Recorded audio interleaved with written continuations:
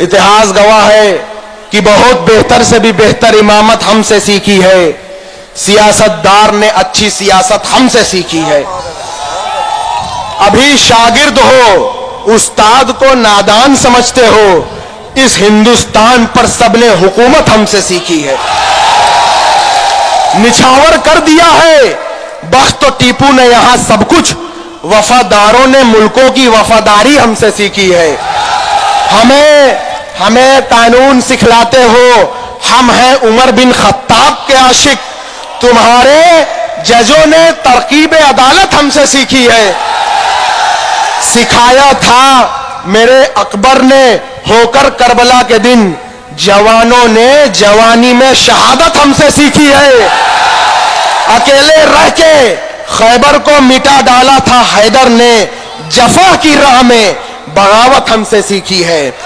जो तुम कातिल बुलाते हो हम मोहम्मद के गुलामों को, हकीकत यह है कि तुम सबने मुरव्वत हमसे सीखी है। कि आपने जिस मैदान में मौका दिया उस मैदान में हमने पूरे हिंदुस्तान का नाम रोशन किया। अपने देश का, अपने मुल्क का नाम रोशन किया। अगर आपने हमारे हाथ में बल्ला दिया तो वर्ल्ड कप जिता के लाने वाला अजहरुद्दीन हो गया। अगर आपने हमारे हाथ में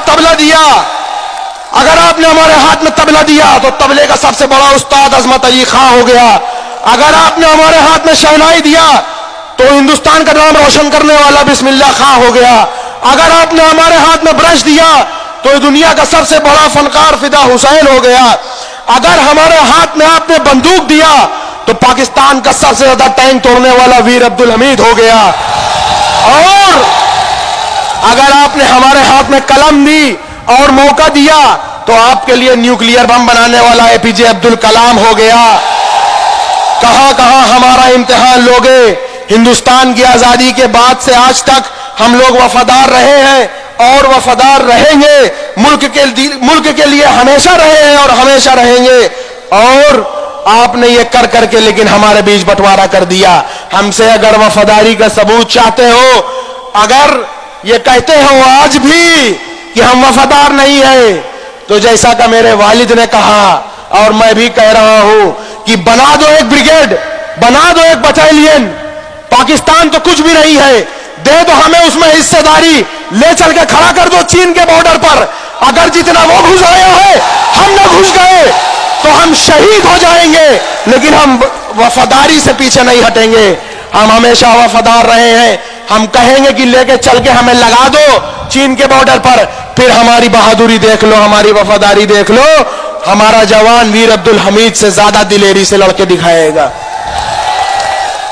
हमारे अमीर, हमारे कायद जनाब बैरिस्टर असदुद्दीन ओवैसी साहब, या खास तौर से हमारे बैरिस्टर असदुद्दीन ओवैसी साहब के बारे में जब कोई बात होती है तो लोग बहुत मोहब्बत से कहते हैं, बहुत दिल से कहते हैं कि हाँ वो इकलौते शख्स हैं जो मुसलमानों की पैरवी कर रहे हैं, वकालत कर रहे हैं। इस बात का लोग एहसास भले करते हैं, लेकिन फिर न जाने उनके दिलों में, दिमागों में क्या बसा हुआ है कि जब मैं उठ के वहां से चलता हूं तो लोग कहते हैं, धीरे से कहते हैं कि अगर वोट दे दिया तो बीजेपी आ जाएगी। लोग ये कहते हैं कि अगर वोट दे दिया तो बीजेपी आ जाएगी। हमारे बड़ों ने बेशर्त आज तक इन सेक्युलरिज्म का लिबादा ओढ़े पार्टियों को वोट देते देते इस उम्र तक आ गए हैं। लेकिन अगर अब हम नौजवान बेशर्त अपने सबसे कीमती चीज को बेशर्त इनकी झोली में डालते रहेंगे तो हम नौजवान और हमारी आने वाली नस्लें तबाह और बर्बाद हो जाएंगी। आप ये चाहते हैं कि हम इनको वोट देते चले जाएं और मुसलमानों के हालात बद से बदतर होते चले जाएं। अपने बड़ों से, जो हमारे बुजुर्ग हैं, उनसे मैं माफी भी मांगना चाहता हूं कि अगर उनको कोई बात ऐसी मेरी बुरी लगे तो मुझे माफ करिएगा।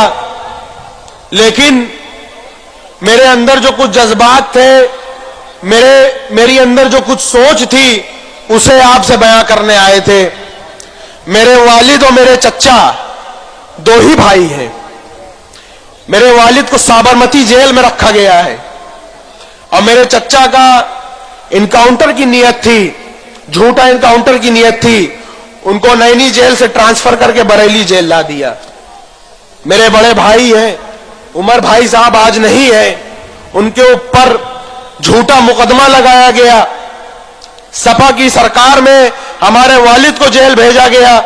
मेरे बड़े भाई के ऊपर झूठा मुकदमा लगा करके उन पे 2.5 लाख का इनाम रख दिया गया। आज ये सब मसाइल हैं, तो मजबूरियों की वजह से हमें और मेरी मां को आज आपके पास आना पड़ रहा है। उलेमाओं से फतवा लेने के बाद मेरे वालिद ने कहा कि मेरी मां से वो खत पढ़वाएंगे जेल से भेज करके, और मुझे आना पड़ रहा है।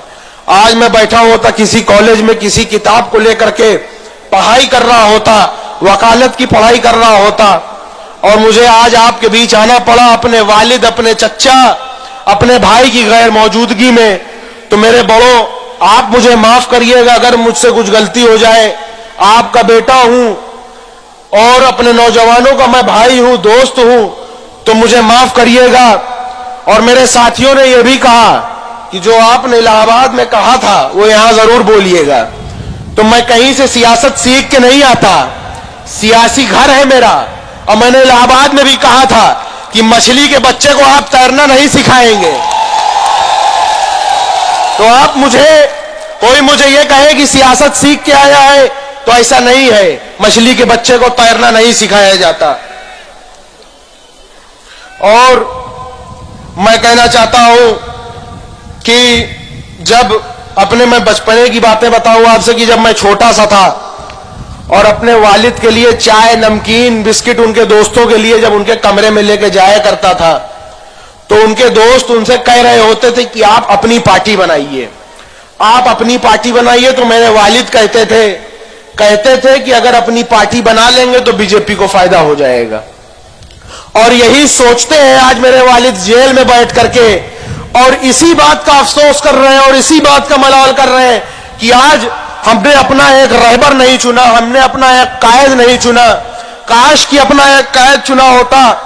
हमारे वालिद के मुंह से हमने जेल में ये सुना है, और इसलिए आज आपसे कहने आए हैं कि अपना एक कायद, अपना एक लीडर, अपना एक रहबर चुन लो। आप ये बीजेपी को हराने और जिताने के मसाइल को छोड़ दो। अगर हम 22% हैं और हिंदू वोट 80% है, तो अखिलेश यादव हिंदू वोट से बीजेपी को हराएं। हम मुसलमानों के पीछे न पड़े, हम मुसलमानों का पीछा छोड़ दें। अगर वो 80% है तो जाए बीजेपी को अपने वोट से हराएं। और हमारे पीछे पड़े रहते हैं, हमसे इनको क्या लेना देना, ये हमारे मसाइल पे नहीं बोलेंगे। हमारे लोगों के, हमारे नौजवानों के इनकाउंटर करे जाते हैं, जेलों के पीछे डाला जाता है, नौकरियों में हिस्सा नहीं दिया जाता है, ये हमसे पीछा छुड़ाते हैं। तो ये जाए बीजेपी को बीजेपी के वोट से हराए, हमारे पीछे न पड़े। यही आपके बात लेकर के आए हैं आपके पास कि हम मुसलमान, अगर वोट का समुंदर है, अगर हम 21-22% है, तो हमें जरूरी नहीं है कि हम समुंदर है तो हम नदी नालों में जाके मिले। उन्हें जरूरी है, उनके लिए जरूरत है कि वो हमारे पास आकर के मिले। जब 150, 150, 200 सीट मुसलमानों की होगी, जब ओवैसी साहब की क़यादत में मुसलमानों की हिस्सेदारी होगी, जब मुसलमान सरकारें बनाने बिगाड़ने में दखल देगा, तो सरकार की कंडीशन होगी, हमारे नौजवानों की, हमारे नस्लों की नौकरियों की कंडीशन होगी। हम नौजवानों को IAS, IPS, डॉक्टर, इंजीनियर बनाने की कंडीशन होगी। ये बीजेपी को हराने जिताने की बात नहीं है। ये मुसलमानों, हम लोगों के मसाइल को और आने वाली नस्लों को उनका हक हिस्सा दिलाने की बात है। तो आपसे गुजारिश करना है कि आप अपना अमीर चुनिए। और सबसे जरूरी बात, ये जो हमारे ऊपर जो खतरा है, ये खतरा न बीजेपी के वजह से है, न किसी और के वजह से है। ये खतरा हमारे अपने आप के खुद के वजह से है। जब कुरान के फरमान से जब हम हटते हैं, तो मुसलमानों को ये सामना करना पड़ता है। अल्लाह ताला ने कुरान में फरमाया है कि अगर सफर में निकले हो तो अपना एक अमीर चुन लो, अगर सफर में निकले हो तो अपना एक अमीर चुन लो। और आज जो इतना लंबा सफर हम करके आए हैं बिना अमीर के, हमने अपना सियासी अमीर कभी नहीं चुना। हमको आपको अपना एक सियासी अमीर एक सियासी अमीर चुनना पड़ेगा। इसी की कीमत आज मुसलमान चुका रहा है, बंटवारे की कीमत मुसलमान चुका रहा है। जो यहां दंगे हुए थे, गदर हुई थी, उसकी कीमत चुका रहा है मुसलमान। और कीमत चुकाते चुकाते कहां चले आए? आज हम कहां चले आए? पहले तो कांग्रेस ने कीमत वसूल किया, और अब ये धर्मनिरपेक्षता का लिबादा ओढ़े जो पार्टियां आई हैं, याद रखना मेरे भाइयों, ये धर्मनिरपेक्षता का लिबादा ओढ़े हुए हैं। जिस दिन इनको यह एहसास हो जाएगा कि मुसलमानों का वोट हमें नहीं मिलने वाला, तो ये बीजेपी और आरएसएस से खतरनाक हो जाएंगे। इस बात को याद रखिए, ये सिर्फ सेक्युलरिज्म का पर्दा ओढ़े हुए पार्टियां हैं, ये बीजेपी से खतरनाक है। बीजेपी से तो हमें कोई शिकायत नहीं है, जिनसे कोई उम्मीद नहीं होती उनसे कोई शिकायत नहीं होती। अगर हमें शिकायत है तो इन पार्टियों से है, अगर हमें शिकायत है तो इन पार्टियों से है जिन्होंने हमारा वोट लिया, हमारा इस्तेमाल किया, अपनी सरकारें बनाई। 7% 8% वालों ने अपनी सरकारें बनाई, बेशर्त हम वोट देते चले गए, और इन्होंने हमारे मसाइल न देखे, न बोले, न हमारे लिए कोई काम किया।